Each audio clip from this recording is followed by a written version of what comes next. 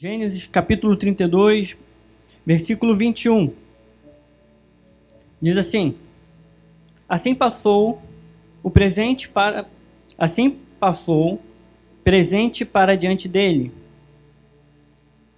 e ficou aquela noite no acampamento. Levantou-se naquela mesma noite, tomou suas 2 mulheres, suas 2 servas, seus 11 filhos, e transpôs ao val do Jaboque.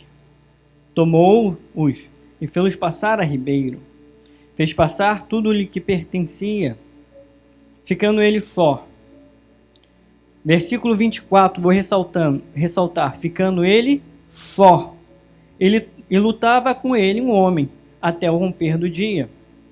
Vendo este que não podia com ele, tocou-lhe na articulação da coxa, e deslocou-se a junta da coxa de Jacó na luta com um homem. Disse este: Deixa-me ir, pois já rompeu o dia. Respondeu Jacó: Não te deixarei ir, se não me abençoares. Versículo 27, perguntou-lhe, pois, como te chamas? E ele respondeu, Jacó. Então disse: Já não te chamarás Jacó, e sim Israel, pois como príncipe lutaste com Deus, e com os homens prevaleceste. Tornou Jacó dizer: Rogo-te, como te chamas? E respondeu: Porque pergunta pelo meu nome. Eu abençoou ali. Aquele lugar chamou Jacó Peniel, pois disse: Vi a Deus face a face, e minha vida foi salva. Nasceu-lhe o sol, quando ele atravessava Peniel, manquejava de uma coxa. Por isso os filhos de Israel não comem até hoje nervo do quadril na articulação da coxa, porque o homem tocou a articulação da coxa de Jacó, o nervo do quadril. Feche seus olhos, curva sua cabeça. Senhor Deus, obrigado por essa manhã. Que todas as direções da nossa vida, que todos os nossos afazeres possa ser consagrado a Ti, possa ser direcionado a Ti. Que o Senhor seja o primeiro e o último do nosso dia, o primeiro a nos encontrar e o último ao nosso retorno ao nosso lar, com quem devemos falar. Que o Senhor possa, cada dia mais, preparar essa igreja em nossas vidas, pelos desafios que a liderança coloca e dá a direção. Que possamos, por exemplo, Pai, estar preparado para a cruzada quinta-feira. Que o Teu povo possa fazer o jejum necessário para que possamos ver a mão do Senhor operando e um milagre acontecer, ó Pai. Porque precisamos não só apenas de milagres físicos, mas um milagre da salvação de cada um de nós. Obrigado, Senhor, por essa manhã. Em nome de Jesus. Amém e amém. Queridos, para você entender essa passagem e conectar ao assunto principal do jejum, a gente vai precisar fazer uma análise, tanto dessa história, quanto de alguns pontos antes dela, da história de Jacó, que retrata aqui uma história curta, não tem muitos detalhes, mas essa história é uma história que no final a palavra persistência e resistência recai de uma forma muito interessante. E o que é importante é entender que alguns pontos possam ficar um pouco confuso para quem lê só a história em si. Se pegar uma pessoa que nunca leu a Bíblia, não sabe muito menos quem é Jacó e lê só a história, vai ficar confuso. Porque o homem que aparece do nada para Jacó, no final, dá a entender que é Deus. E muitos alegam, teólogos, acham que é um anjo. A pergunta é homem, é Deus, é anjo? Muitos pensam que muitas das vezes não tem a percepção de que não pode apenas ler a palavra, como a gente, domingo passado, estava falando, ler a palavra como um livro qualquer. Perceber que no início, apesar do termo usado por homem, e um homem apareceu. Versículo 24, que eu ressaltei, demonstra muito bem isso. que diz, ficando ele só. Olha que interessante que você observar, ele estava só. Então esse homem apareceu.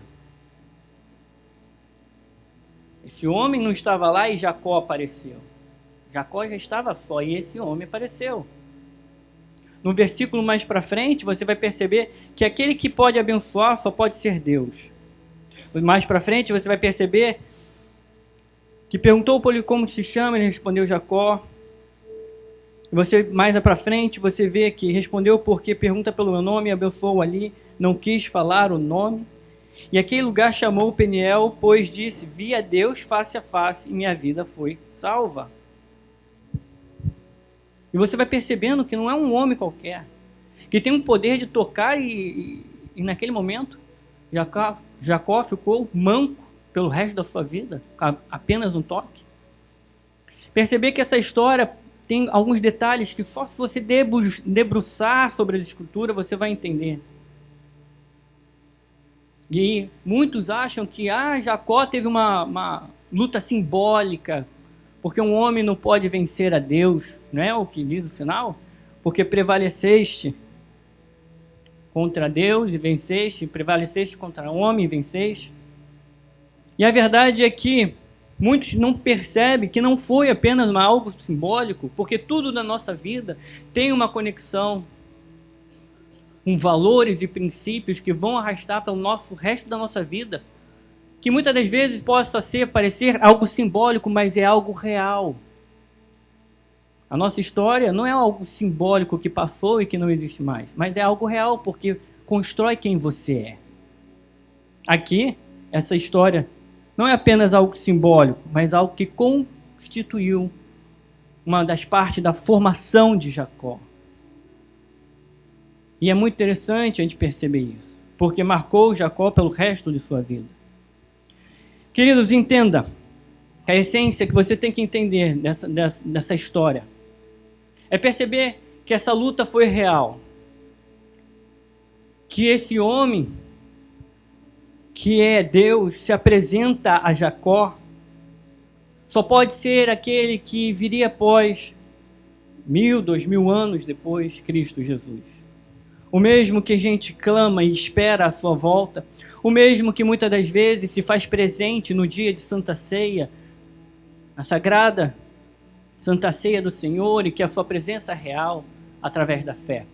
Entenda que a palavra de Deus, que nos fortalece a nossa fé, fortalece a nossa caminhada, mostra aqui o quão poderoso é a presença de Deus nessa história.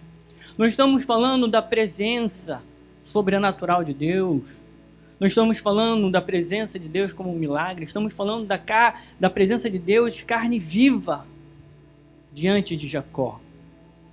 E quando a gente entende que é uma luta real, ela se torna algo muito mais significativo para quem estava vivendo como Jacó. Porque a pergunta é, o que esse homem foi fazer ao encontro de Jacó? Ou melhor, o que Deus fisicamente foi fazer ao encontro de Jacó?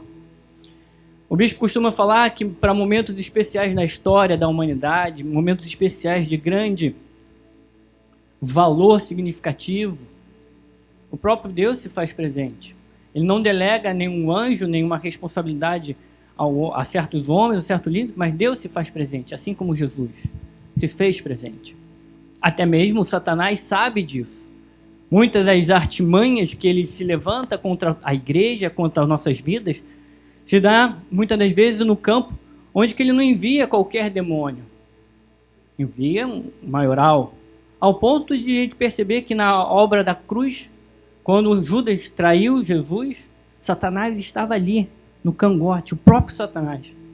Perceber que o próprio Cristo, agora aqui presente na vida de Jacó, fisicamente, lutando contra Jacó, nos faz perguntar, mas o que Deus estava querendo lutar com Jacó? E por que Deus se fez? A verdade, queridos, é que Jacó não estava preparado.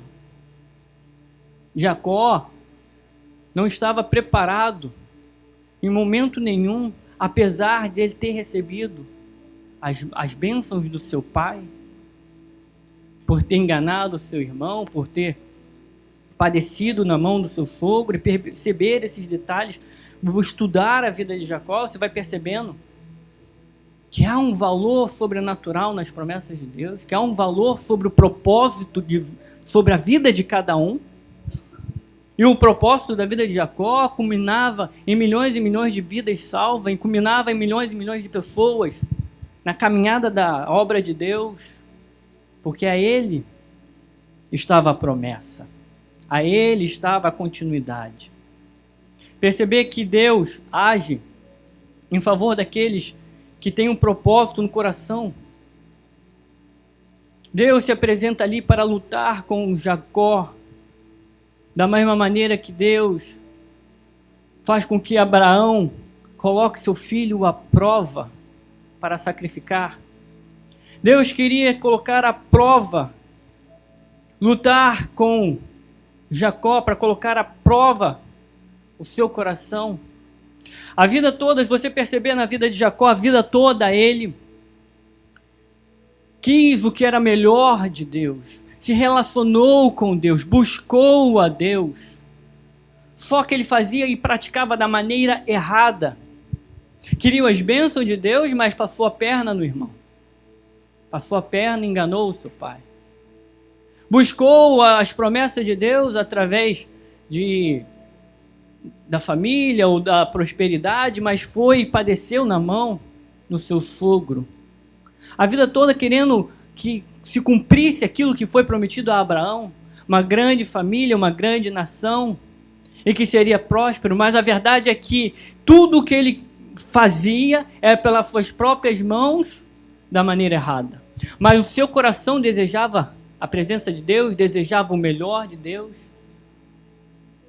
E quando você percebe isso, você começa a entender que, por mais que você venha para a casa do Senhor, por mais que você, às vezes, transforme a sua oração numa reza, ou jejum simplesmente, né, ficando a abster só do alimento, ou simplesmente transforma a sua oração, a sua fé como um pensamento positivo, ou uma esperança, ou trata a leitura da palavra de Deus como um livro qualquer. Você simplesmente está querendo buscar a Deus da maneira errada. Jacó, pela vida toda, agiu dessa maneira. Buscava a Deus da maneira errada. Mas pelo coração, em querer as coisas de Deus, em querer o próprio abençoador, em querer seguir e dar sequência à promessa, em conhecer a Deus, em amar a Deus, Deus foi misericordioso com ele. E por isso, ele apenas tocou na coxa. A vitória de Jacó não é uma vitória da luta contra o homem, mas de prevalecer, de ter uma resistência, em ser firme, em ter uma persistência nas coisas de Deus. Essa é a vitória. Quando Deus fala, quando a Bíblia fala que a Deus prevaleceu e a homens, é porque a sua vida toda foi sendo resistente e persistente nas coisas santas e agradáveis a Deus. Quando você percebe que essa vitória não é uma vitória do homem, não é vitória, muitas das vezes, que muitas pessoas falam, não dou o braço a torcer. Ou a pessoa acaba não percebendo que a persistência no errado vai levar à morte. Mas aqui Jacó, ele persistiu no que é certo, apesar da maneira errada como fazia as coisas. E por isso Deus, no caminho da sua história, às vezes, começou a abençoar. Quando ele foi trabalhando para Labão, apesar de Labão passar a perna nele, com a primeira esposa, depois com a segunda, e querer aproveitar o máximo para explorar o trabalho, do qual ficou 21 anos sobre a mão do seu sogro, Deus o abençoou, ao ponto de quando ele saiu daquele local, saiu com cabras, com bodes, com certos bens. E se você ler a história, você vai perceber isso.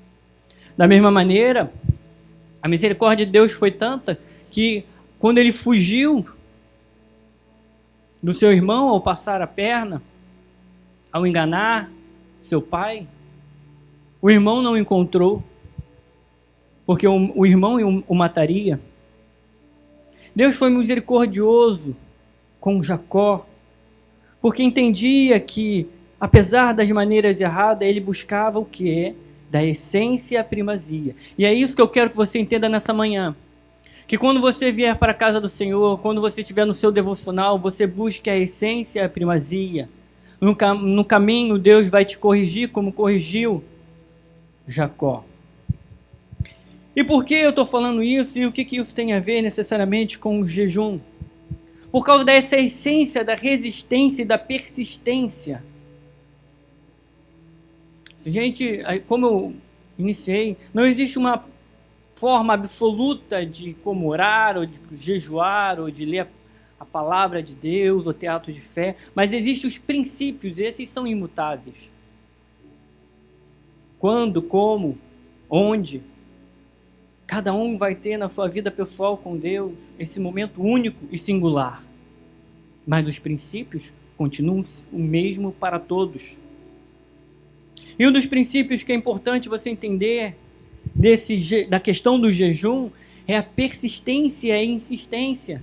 E a resistência. O melhor de tudo a pergunta é, Jacó, ele foi persistente ou resistente? Foi até um ponto que o pastor Velho estava comentando na semana passada. Jacó foi persistente ou resistente? Ele foi persistente e resistente ao mesmo tempo. Persistente porque ele persistiu em buscar a promessa. Ele persistiu por até o último segundo da sua vida. E persistiu, ele foi ativo. E resistente porque ele resistiu a todas as adversidades. Por 21 anos resistindo à dor do trabalho árduo para conquistar o que precisava ser conquistado. Resistindo à dor de ter que enfrentar o desafio de reconciliar com seu irmão. Da mesma maneira, esse é um dos princípios para você entender o que é o jejum espiritual. No jejum espiritual você tem que ser persistente e resistente. E aqui você percebe que Jacó, no final, foi abençoado porque ele foi persistente. Não vou deixar ir se não me dar a bênção. Não vou deixar você ir enquanto eu não tiver a bênção. Foi isso que ele disse a Deus. E aí você fala, mas ele não pode vencer a Deus. E aí justamente Deus tocou e ele ficou manco, aí ele perdeu, né? Na visão dos jovens. Mas não.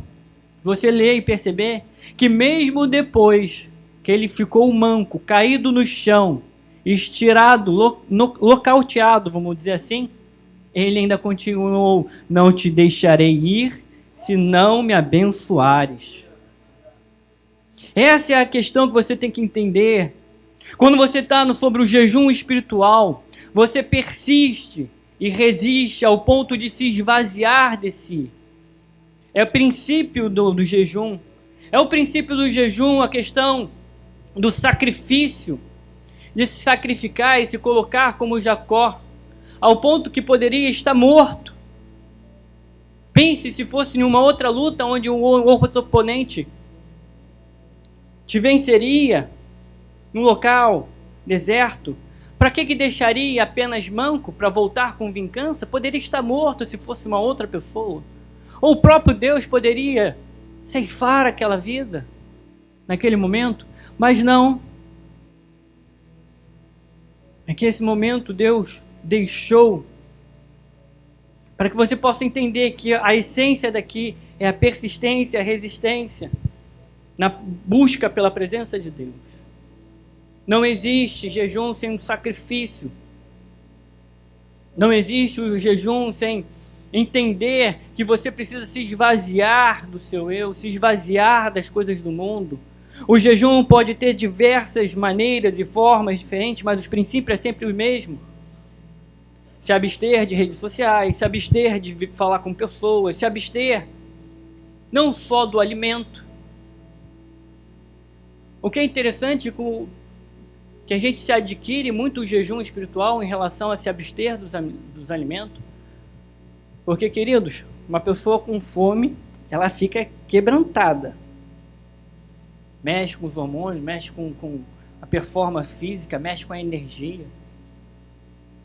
Mexe com qualquer altivez e autossuficiência. Mexe com qualquer performance de capacidade. A pessoa se torna totalmente impotente em relação a qualquer coisa na vida. Tenta ficar, horas sem comer e tenta fazer alguma coisa, ir para casa, ir trabalhar ou estudar. Você se sente totalmente incapaz. E é justamente nesse momento que você move a mão de Deus para que possa abrir, a solução vir, e possa vir a capacidade de Deus sobre a sua vida, sobre a dependência de Deus. E é nesse momento que Jacó ficou manco e ficou sobre a dependência. A gente olha, por exemplo, para Abraão e poucos percebem que Abraão não é um senhorzinho de 100 anos e que teve um filho e teve promessa. Não, Abraão foi guerreiro. A Bíblia fala que Abraão lutou contra 3 reis, se não me engano, 3 ou 4 reis. Se você pegar aqui, Isaac e o seu filho Esaú também era guerreiro. Aqueles homens tinham por natureza ter um mínimo de capacidade de luta. E aqui nesse momento, após o encontro com Deus, ele fica manco, totalmente desprovido da capacidade de lutar, totalmente desprovido de ser bem-sucedido. Mas agora ele está sobre a total dependência de Deus. É nesse momento que você entende que essa experiência que Jacó teve colocou ele sobre um profundo quebrantamento. Entenda, esse é um divisor de águas para a vida de Jacó. Por quê? Ele não tinha como voltar para a vida antiga, que era viver com seu sogro. Você vai estudar que deu ruim, deu problema familiar. E também não podia necessariamente, tinha que voltar e estar no caminho certo da promessa do Senhor, que era a terra onde o seu irmão estava morando. E aí ele manda seus servos de mensageiro para falar com o seu irmão. E aí tem esse encontro, esse ponto onde Deus se encontra com ele. Só que em momento nenhum, até o encontro com Deus, Jacó estava num profundo quebrantamento. Ele não estava preparado para falar com o seu irmão. Ele não estava preparado para poder reconciliar com o seu irmão. E é justamente após esse encontro que há um total quebrantamento e a mão de Deus intervém.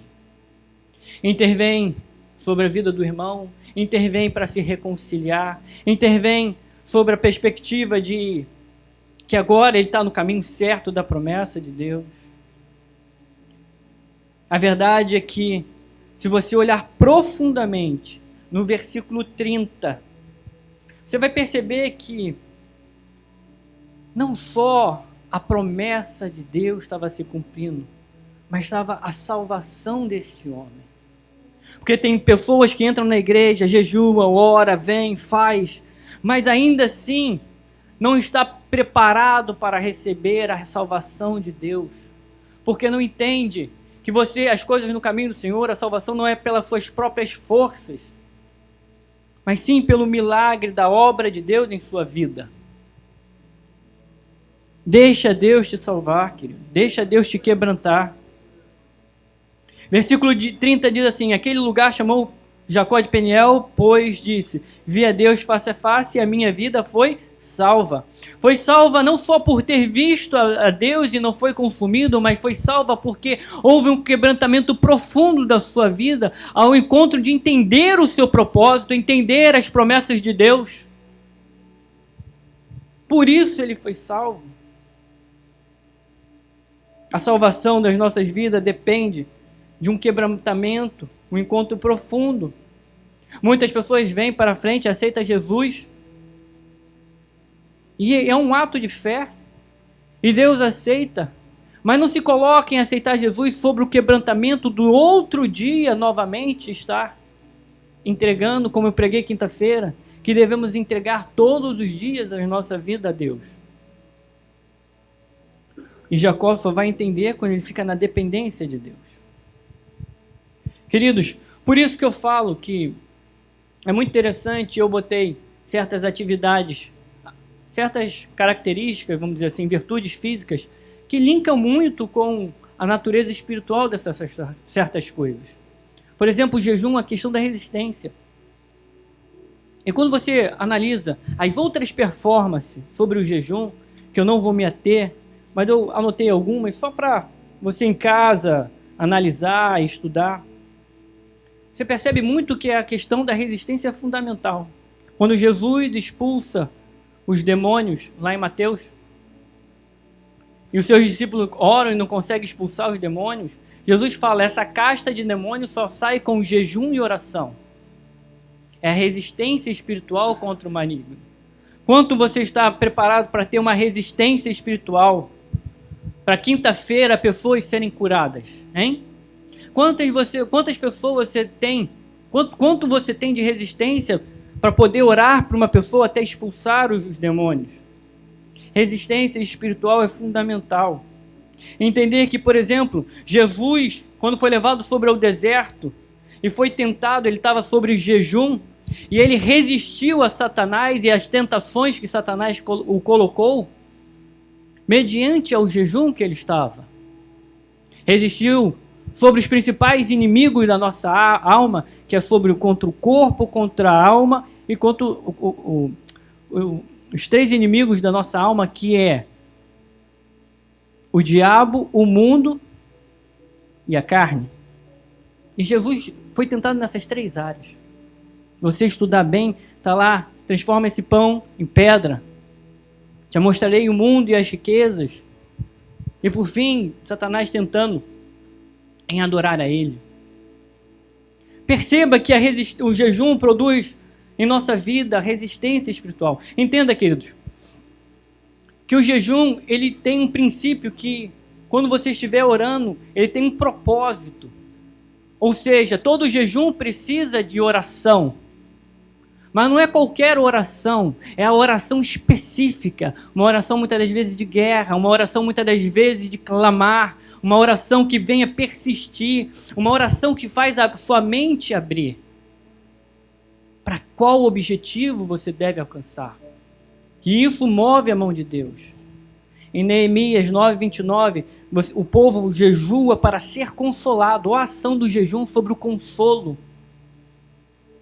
Quando a gente vê lá, em Atos, por exemplo, o jejum tem atuação sobre a consagração do ministério de Paulo e Barnabé e o envio sobre o direcionamento missionário. E Joel, que eu quero que você abra, Joel capítulo 2, dá um tempinho para você abrir aí, mas abre em Joel capítulo 2, demonstra também a ação do jejum.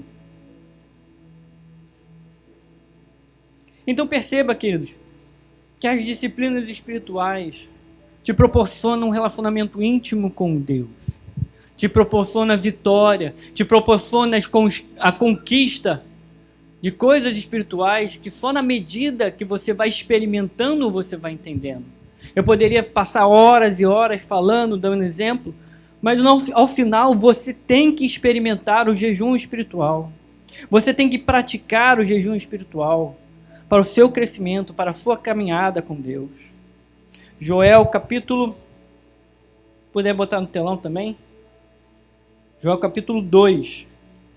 Pedi para vocês abrir, esqueci de abrir.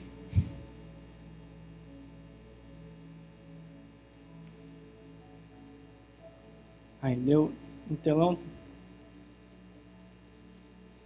10, Joel. Capítulo 2, versículo 12. Diz assim: ainda assim, agora mesmo, diz o Senhor, Convertei-vos a vós, a mim, de todo o vosso coração, e isso com jejum, com choro e com pranto. Rasgai o vosso coração e não as vossas vestes, e convertei-vos ao Senhor, vosso Deus, porque Ele é misericordioso, compassivo, tardio em irar-se, grande benignidade, e se arrepende do mal. Amém.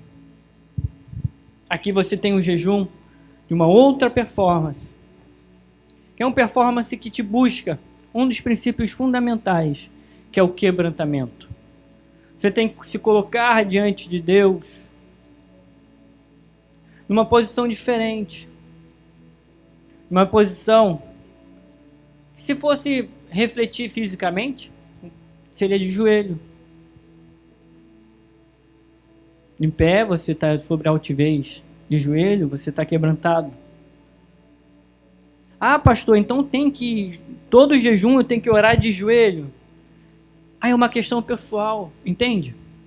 Entende que é fundamental você entender isso, que toda essa dinâmica de jejum, oração, precisa estar sobre as suas mãos o detalhe de como fazer, de entender, mediante a sua experiência pessoal com Deus. Por isso que eu quero que você encerrar deixando claro que não existe jejum sem oração. Não existe jejum sem o quebrantamento, sem se esvaziar de si.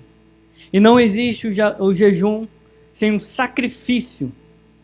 Assim como Jesus nos deixa a ideia do sacrifício em carregar a cruz. Preste atenção, queridos. Tanto no Evangelho quanto nos judeus da época, eles abominavam sacrifício a outros deuses, abominava qualquer tipo de sacrifício humano, sacrificar criança ou sacrificar pessoas. Deus não aceitava esse tipo de sacrifício. E naquele vídeo, um capítulo do The Chosen, eu achei muito profundo, muito forte. Um dos homens apresenta-se ao coletor de impostos, vem se tornar o discípulo Mateus de Jesus, e se apresenta e ele é questionado. Mateus questiona, mas não pode ter sacrifício humano. Deus não aceita.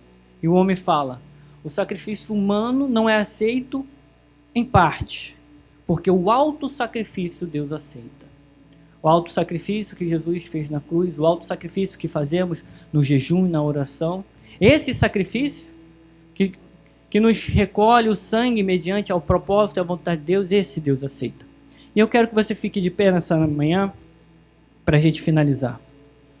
Quero que você entenda que aquele que te chamou para a boa obra quer que você ore, que você jejua, que você tenha um ato de fé, que você entenda que os desafios que a tua igreja coloca é para o teu crescimento e é uma oportunidade para a sua vida em experimentar os milagres de Deus.